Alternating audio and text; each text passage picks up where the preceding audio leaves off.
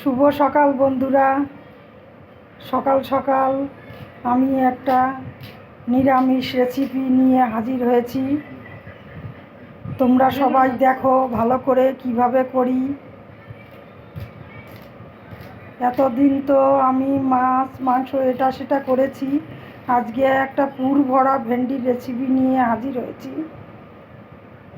আমার বন্ধুরা, এটা হচ্ছে জিরের গুঁড়ো, ধনের গুঁড়ো, লঙ্কা, কাঁচা লঙ্কা বাটা, নুন, হলুদ, তেল। এটা জল দিয়ে মাখানো চলবে না।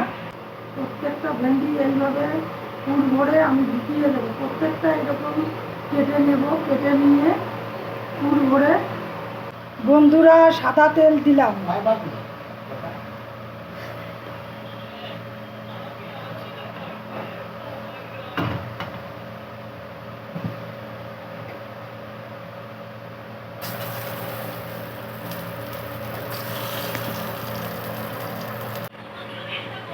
আমার ভেন্ডিটা ভাজা হয়ে গেছে, দেখুন পিছনটা লাল লাল হয়েছে।